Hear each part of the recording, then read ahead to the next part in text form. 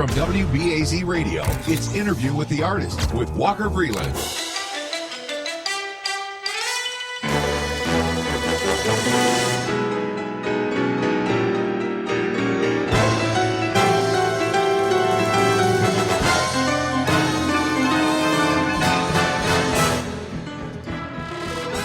Well, summer's in full swing here in the Hamptons. The traffic sucks, the lines are long. The people of Montauk are about to have a nervous breakdown. I feel for them. The people of Montauk, they're just about one hipster away from going nuclear. They cannot deal with the influx of bearded, tattooed, flip-flop and fedora-wearing, cock ring-wearing, I mean, who knows what's really going on down there, but probably cock ring-wearing, bike-riding, coffee-drinking, texting all the time hipsters who have migrated directly from Williamsburg, Brooklyn to Montauk. Now, why have they migrated directly to Montauk? I have no idea. Probably to get in touch with nature. To frolic on beaches and wooded paths. I don't know. To sip single malt frickin' scotch. Anyway, what do they call hipsters in the Hamptons? Hamsters? Yeah. Hamsters everywhere. And it's only going to get worse in July and August. Now, last week, I took a little break from the Hamptons madness, and I went west. I went a little bit west of the Hamptons to a fabulous theater called Gateway Playhouse. And running at the Gateway throughout the month of June is the musical Nice Work If You Can Get It, starring the Emmy Award-winning actress Sally Struthers, who is our guest on the show today, or one of our guests. Sally Struthers Part II. This is my second interview with Sally. I had her on the show a couple years ago when she was here on Long Island doing the musical 9 to 5, also at Gateway Playhouse. And that interview was over the phone, and you can find it. I believe it's episode 2. And in that conversation, we talk about, the span of her career. We talk about All in the Family. We talk about 5 Easy Pieces, her formative years, all that stuff. So this being our second interview, I didn't want us to repeat anything. And when I heard that she was coming back to Long Island, I thought, it would be great to have her back on the show, and maybe this time we could do it in person. And we were able to make that happen. Now, I knew going in that Sally is wary of the media. And understandably so. She's been burned many times. She's been made fun of a lot, as I'm sure you know. So I was told, once she trusts you, she opens up and everything is fine, but she's a little vigilant about the press. And I was told that she wanted to do this interview with another cast member, that she would be more comfortable with another cast member there. So her co-star, Jamie Beaman, joined us for this conversation. Jamie Beaman, who just lit that stage on fire. I mean, both of them were sensational. Both Sally Struthers and Jamie Beaman stole this show. And I had never seen Sally on stage before. I was absolutely blown away by her comedy chops. I mean, they both just killed it. And it was very sweet. Them together were very sweet. And to see how he was there to have her back, he just had a very supportive, humble, compassionate energy about him, which I really appreciated. And Sally, of course, is just all love. I mean, the woman is just pure, absolute joy and generosity in heart. So much so that you understand why it's so important and necessary for her to have all of those support systems in place, because it's that much easier for her to get hurt. And we talk about this subject in the interview, how you have to be both protective of yourself and completely unprotective of yourself at the same time in this business. So I was nervous because when I know that the person I'm about to interview is cautious or apprehensive, that makes me nervous because I want to do a good job and I want to make sure that I adequately express my respect for the person that I'm interviewing, so that we can have an honest conversation. So I'm sitting there, and by the way, we did this interview on location, actually at Gateway Playhouse in the theater, which is why this interview is going to sound a little bit different than usual. But I'm sitting there, I'm setting up, I'm waiting for Sally, and my heart is beaten. I mean, it is beaten. And then Sally walks in, and before she says anything, before I say anything, before anyone says anything, she opens up her arms wide, wide, wide, and she comes towards me and embraces me. And she was wide open throughout. Now, yeah, I had to prove myself to an extent, and I had to show that I had only the deepest respect for her as an artist and had nothing to give her but love. And I think you hear that little journey that we go on. And you can hear where the trust is earned along the way. Now, the reason I tell you all of this is because I am so grateful for that trust. To me, that is sacred. And it's the sort of easy to overlook or take for granted part of doing this job. There are these little micro moments when you are on the radio with someone. And they're moments of give and take where there's respect given and there's trust given in return. And that, to me, is sacred. And that is why this interview was a love fest. So, without further ado, let's hear it. My conversation with Sally Struthers and her co-star, Jamie Beaman.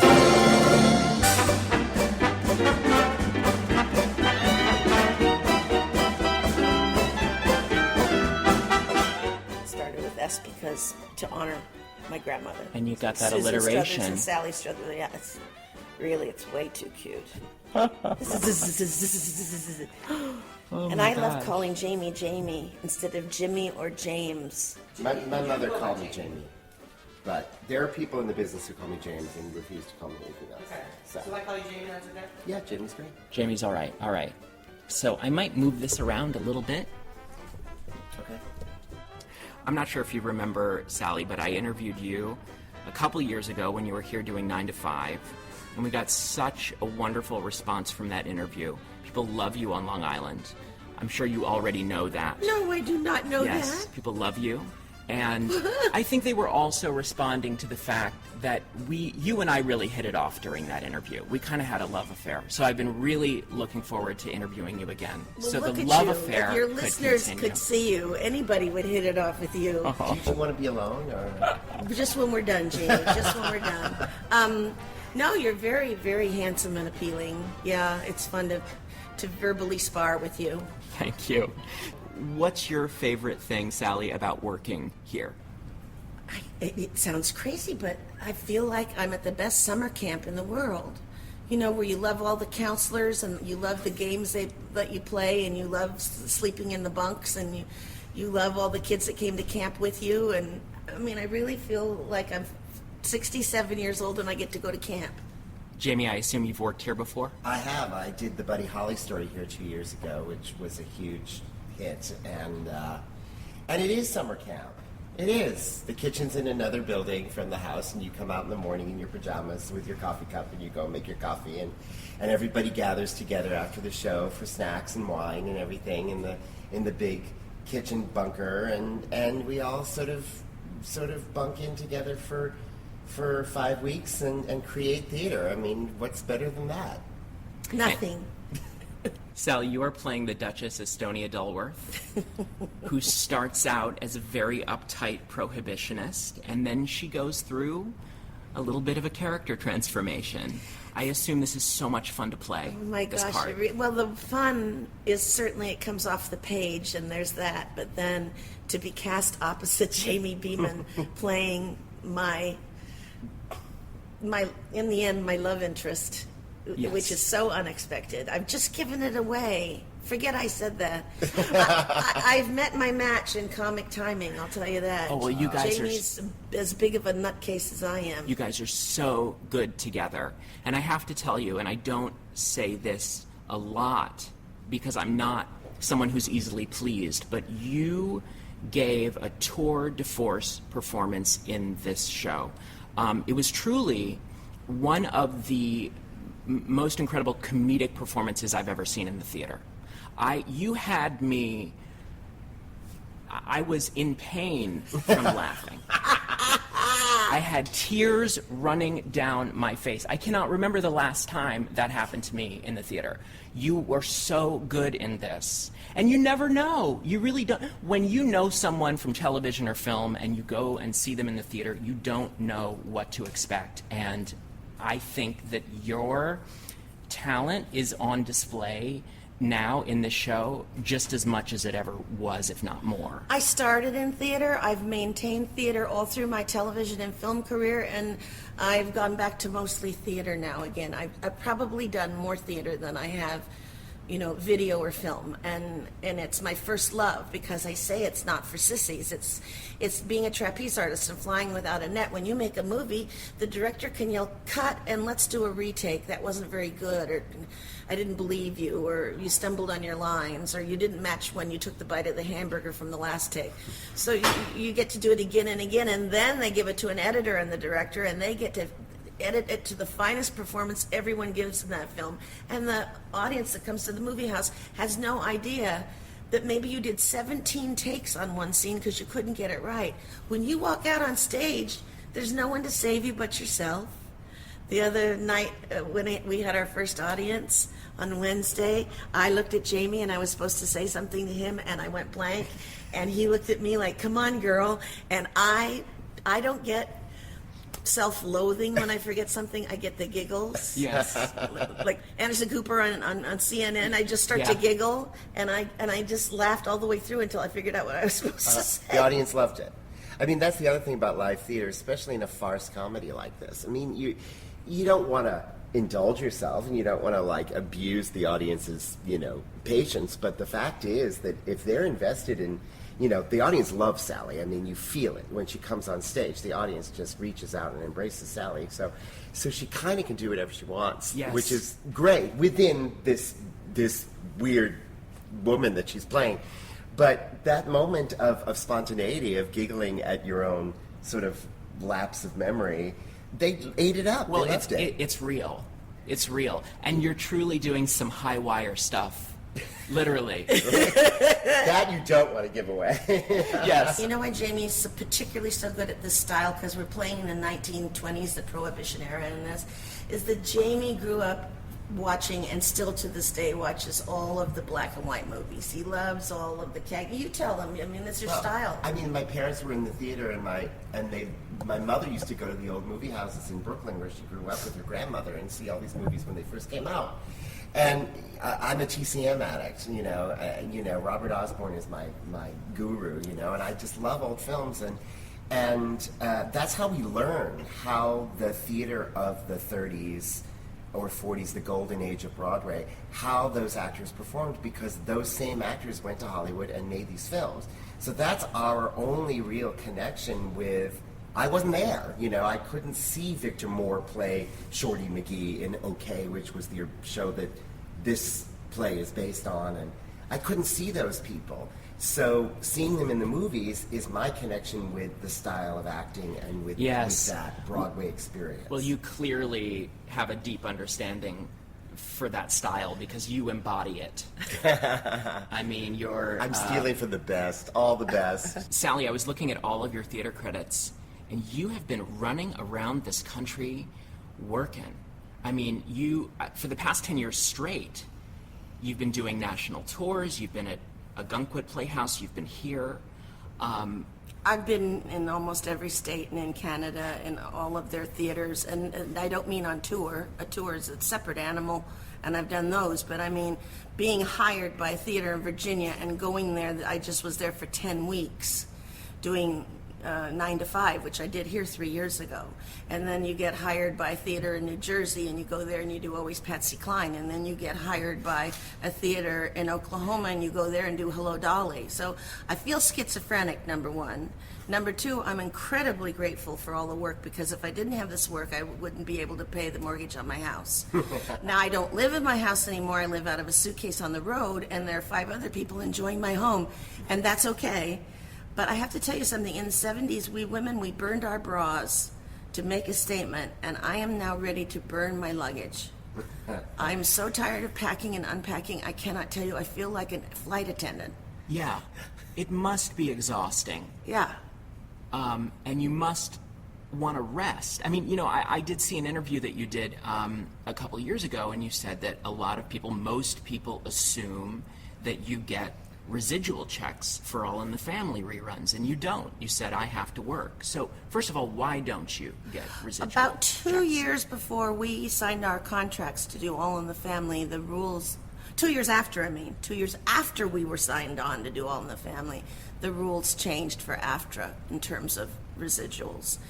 And they wouldn't make that retroactive if you'd signed a contract even a minute before. So it's all right. You know what? Working keeps you streamlined. Working keeps you going and keeps your craft fine-honed. And you could just sit at home and get wide and sassy on your largesse if you had these big checks in the mail. You might as well just keep working. I'm going to gush on her for a second, because for me, I mean, somebody who has a deep appreciation for the accomplishments of people like Sally, and who I learned from observing their work. And selfishly, I'm glad Sally packed your suitcase and came out here, because I get to work with her. Sure. I get to be on stage with her, and I get to work and test my own mettle against her comic genius, because she's fearless. She'll do anything that's within the world of this bizarre play that we're doing, and I get to cut my own sort of parachute strings off and just free fall with her and learn about myself as a performer. So selfishly, I'm just glad she's doing this. Yes. Because the audience gets the benefit of the live experience of Sally, and I get to be a bigger, better comedian and actor by working with her. Thank you for all So there you that. go. Now tell me, in the black and white movie, who was the woman that always had the highfalutin reactions to the comic man? Was it Margaret Dumont? Yeah. I feel like you're Margaret Dumont, and I Yeah. feel like you're part Jimmy Cagney, part Three Stooges, part Bert Lahr. I'm on stage with a comic genius, and I love just setting you up. I love saying, and who are you? And then you say it back to me the exact same way. Well, comedy, I mean, Sally will agree with me on this. Comedy is very hard, technically, but what's most mysterious about it is the willingness to let yourself go within the structure that you've created. Yes. And be in the moment and flow with impulse. And the audience feels that. Yeah. The audience feels your willingness to go there. As Scott said the other day, Sally is not afraid to go there. And the fact that there are no limitations, it's such a freeing experience to watch. I'm sure it's a freeing experience for you on the stage. It's part of our cultural consciousness, too. There are young people here whose only exposure to live comedy is maybe Saturday Night Live or something similar to that. But we all have some sort of a weird seed of memory of Sid Caesar in our show of shows, and live comedy in front of an audience. It's something that we recognize, that we respond to. Yeah, Jack Benny and Emma Jean Coca. Yeah. And the people that had a live audience there for the show. Carol Burnett. Yeah. Lucy and Desi. You can hear the audience laughing in the background, and you can tell that they're there live, that the audience is, because the actors performing have to wait just a second till the laugh peaks to continue on. Yeah. When they add canned laughter later, you can tell it's canned because the actors keep talking through it, because there wasn't really an audience there laughing. Yeah. And it came in afterwards. So for people like us, I mean, I'm sure Sally was like this as a kid, and I was like this. You kind of you're born with it a little bit. And you're like a little, the RCA Victor dog. When something happens that's spontaneous and the audience is laughing and all that alchemy comes together, and you're a fledgling creature of the theater like that, you go, your head goes up to the side and you go, oh, I recognize that. There's something that resonates in me. I get why that's funny. I get why I'm like jumping up and down in my seat. I'm excited by that energy. Yeah. And I think that's why we do this, because we don't do theater out here or anywhere because we're going to get rich from it, No! We're doing this because it is the biggest high in the world to be out there together and be cracking each other up and be living in the world of this cartoon that we're in, and the audience comes along with that, and it's a communal sort of a crescendo of hilarity. And, you know, Sally's big scene that we really can't give away in the second act is one of those moments. And I know what you're talking about when you talk about having that kind of seminal experience of comedy in what Sally's doing, because it's dangerous. It's dangerous and therefore cathartic. Yeah. Hugely cathartic. And as you said, Sally, you've been doing this for a long time. I mean, since singing and dancing since when? The Tim Conway Comedy Hour? Actually since preschool. Okay. Mrs. Rooney, who ran the kinder college in Portland, Oregon, whenever somebody from the newspaper would come by, she would choose me to stand on the desk and lead the class in the Pledge to Allegiance, and then goof around and dance on the desk, and all the other little 4-year-olds were laughing. I've been doing this since I could walk and talk. It's not, I mean, the Tim Conway show was finally a very public thing and wasn't Mrs. Rooney's kinder college, but I just thought of something. 36 years ago, I auditioned in a church in Hollywood in the basement for Marvin Hamlish, and am I thinking right, Neil Simon's, they're playing our song? Yes. Okay. Right. And they finally narrowed the lead female down to 3 actresses: Karen Black, who I did the movie 5 Easy Pieces with, my darling friend Lucy Arnaz, Lucille Ball's daughter, and me. And we came in for the final audition with Marvin Hamlish playing, and we sang, and I, driving to the church that day, I had been trying to get pregnant. And I made this deal with God. You shouldn't make deals with God. That's really stupid. But I said, dear Lord, I'd really love to get this lead and go on Broadway as the lead in a musical. It would be so exciting. But I also would like to have a baby. So if I get pregnant, that will make me just as happy. So Lucy Arnaz got the part. And I went to see her because they played in Los Angeles at the Music Center before they went and opened in New York. And I, of course, went backstage to see her. And I said, oh, Lucy, I'm so proud of you. You were so great tonight. You're amazing. And she said, could you step in my bathroom with me for a minute? I said, sure, what's up? Just get in here. She says, I know why you didn't get it. And I said, you do?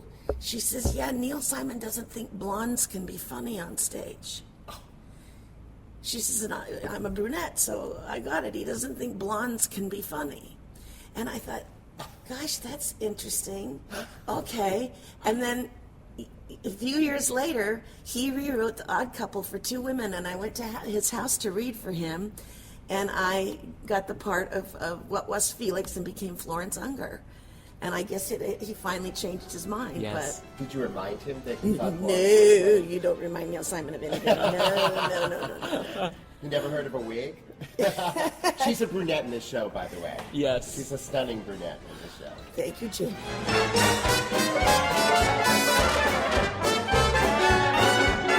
You're listening to Walker Vreeland. Follow Walker on Twitter @WalkerOnRadio.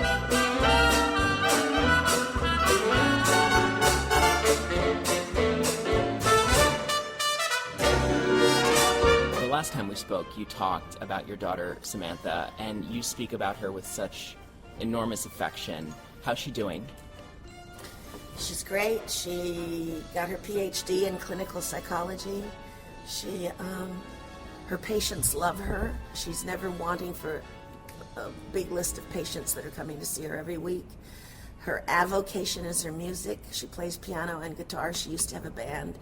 She writes music. She recorded a wonderful CD, and one of the songs she put on it, she wrote about me, which is a very loving thing. And I haven't seen her in a long time, and I miss her very much. Oh.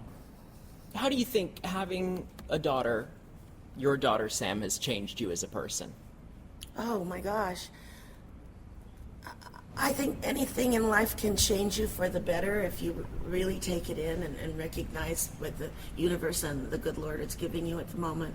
And I think quite often what children do for people is that it allows them to realize that there's something much more important in this world than themselves, than their own career, that they realize that there's nothing more important than raising and nurturing a child. And if you don't have a child, you can be that loving with one of God's creatures. You can take care of a dog or two or some cats. There's so many ways to be loving and give back. And becoming a mother really grounded me. Plus, I was a single mother because when Samantha turned 1, my marriage ended, so I raised her by myself. So that really put me into full tilt. I had to hit the ground running and make sure she was well taken care of and that I was doing what I could do so that I kept having an income. Yes. When are you the happiest? When the audience is laughing. I see so many people going on a jog, or they're on the treadmill at the gym, or they're sitting in a corner and they've got their earbuds in and they're listening to their iPod or whatever. I see people in the airplane actually enjoy listening to music rather than watching the television. I don't know how to work an iPod. I only listen to the news on the radio. My joy, the sound that I love the most is laughter. And when I hear the audience laughing, I am transported to nirvana. I feel like I have died and gone to heaven. That laughter is euphoric to me. That's my high. It's healing. Yeah. It's really healing for everyone involved in the whole experience. And I hope you know how much you're loved. There are people who make stupid jokes about you, and I would hope that the love that you feel from your fans and your family outweighs any of the hurt that has been inflicted. Most days, Walker Vreeland, it does. Most days, I just can look to my left or right with the kids who live with me, or to my family, or to Jamie Beaman, who I smile at on stage all night. She's adopted me. I have. We've been working together for 2.5 weeks. 2.5 blessed weeks. You guys need to take it on the road together.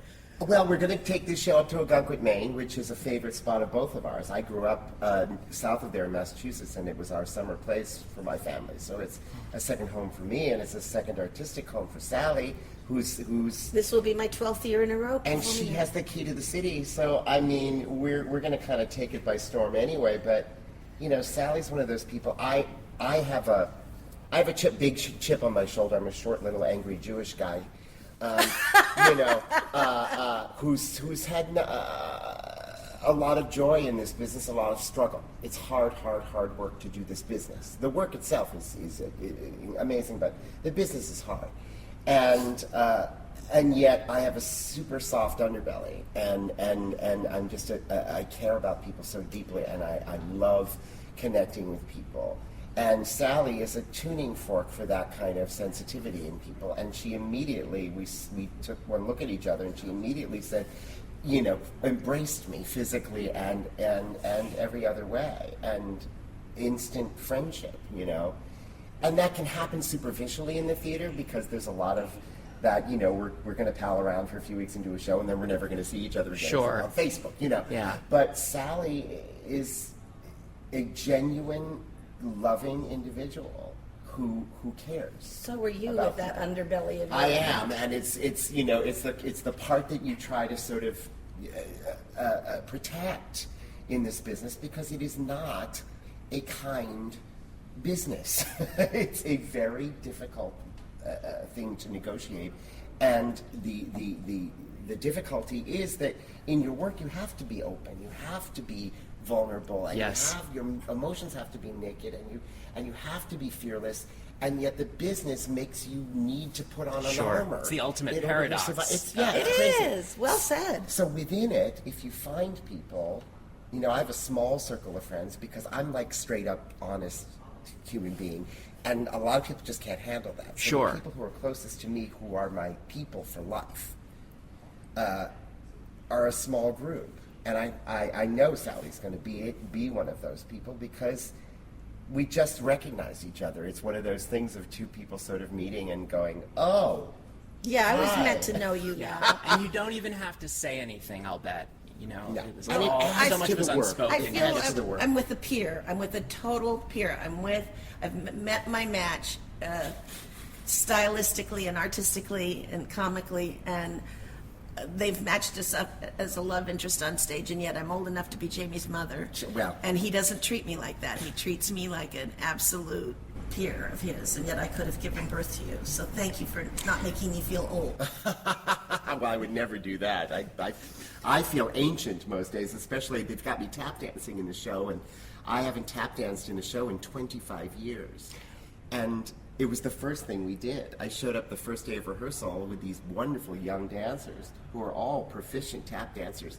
And our choreographer, Peggy Hickey, said, okay, here's what we're going to do. And she threw the same choreography at me as she was throwing at these kids who were half my age, who I'm old enough to be their father. And I'm like, well, I guess I'm doing this, you know? And nobody saw me climb the stairs to my room in the cast house going, rickety, But I rickety. thought you were kidding when you said you weren't really, because I went up to you after I first embraced you. I said, everyone who knows you, who knows me, told me that I was going to fall in love with you, and that you are an unbelievable actor and comic, but what a hoofer. And I said that to you, and you laughed like you just did now. And you said, no, not so much. And then I saw you dancing, and I said, why did you say not so much? Well, You're a dancing was the great first dancer. thing I did. I mean, you remember the 70s. We all wanted to be in a chorus line. We all wanted to be on Broadway. I ran around in leg warmers as a kid, you know, and got chased home from school because of it, you know. I wanted to be a dancer so badly. And I started when I was 12, and I really danced until I was in my mid-20s. And then you got to make a choice about what am I really good at, you know.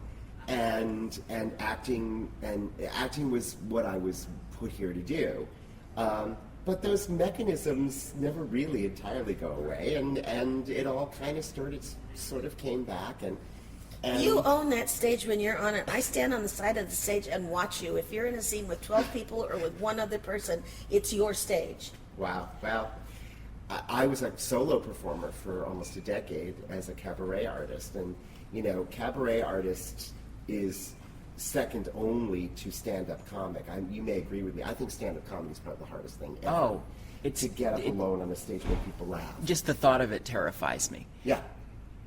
So as a solo artist, I mean, I toured my own solo act with a small band for almost a decade around the country and in Europe, and I think you learn to take control of the situation. You learn to command it, and you know, I just think at some point in your life, and usually it's later in life when our hair starts to go gray, and you know, youth is wasted on the young, but you get to a certain point and you're like, this is it. Take it or leave it. This is who I am. This is what it's going to be, and I've got to grab the moment and live it now, because you know, there's not enough time to mess around. And I wish we could come to that when we were younger.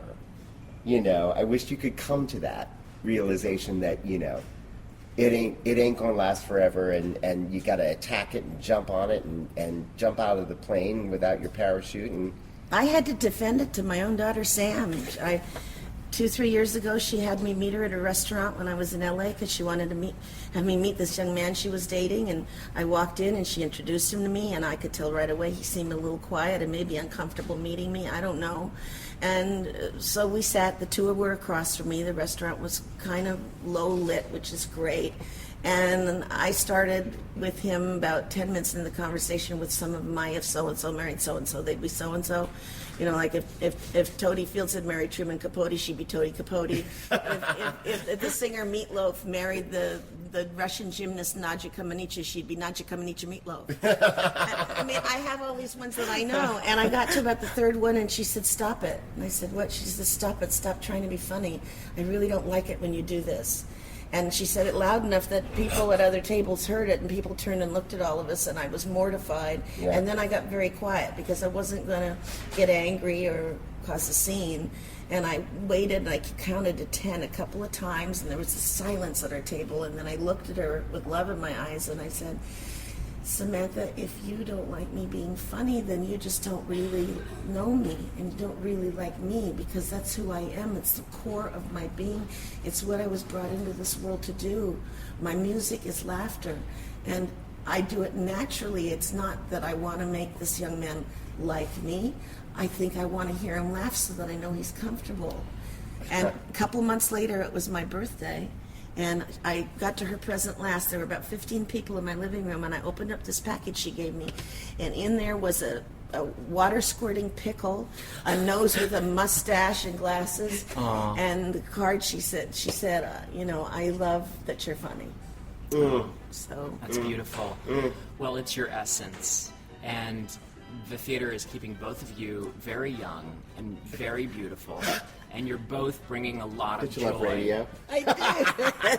I know I'm gushing a lot. I'm but, gushing too, but I love Sally. You know, She's awesome. it's hard not to. You're both bringing a lot of joy to a lot of people. Thank you, Walker And- Breland. We love being on your show. Oh, thank you.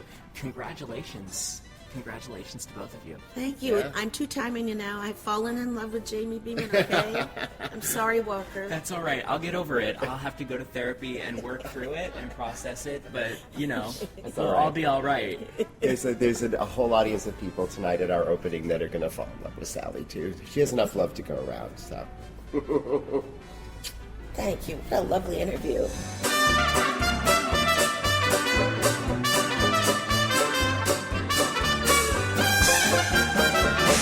Interview with the Artist comes to you from WBAZ Radio. Leave your comments and listen to past episodes on our website, interviewwiththeartist.com. Thanks for listening.